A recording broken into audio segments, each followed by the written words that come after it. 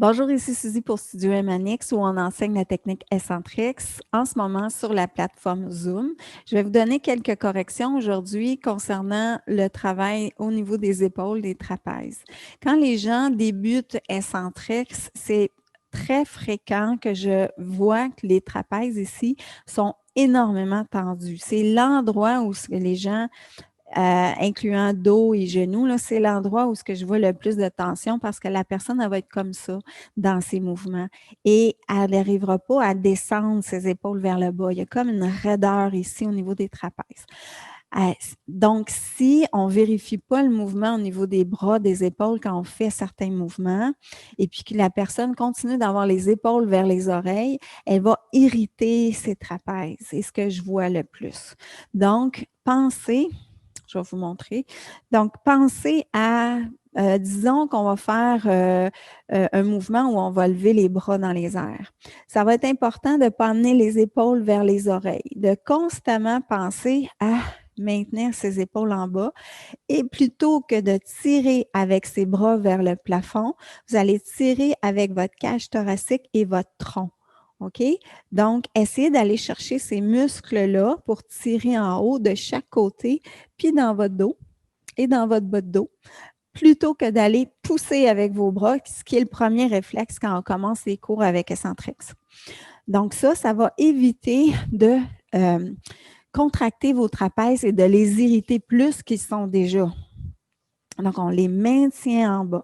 Ça va être la même chose quand on fait le travail pour les bras de tonus, Eccentrix. C'est dans les parties où je dis que c'est un petit peu plus délicat pour vos épaules si on a des gros problèmes d'épaules et de trapèzes tendus. OK? À ce moment-là, on a les bras quelques temps dans les airs, quelques minutes. Et ça arrive que les gens me disent, OK, ils deviennent très, très stressés au niveau des trapèzes qui sont déjà raides. Donc, ce que je vais demander, c'est, on va commencer par faire un petit peu de PNF, contracter, relâcher, relaxer, pousser les épaules en bas, ce qui va aider à détendre et descendre vos épaules et dégager le bras de l'articulation aussi. OK, ça va être important.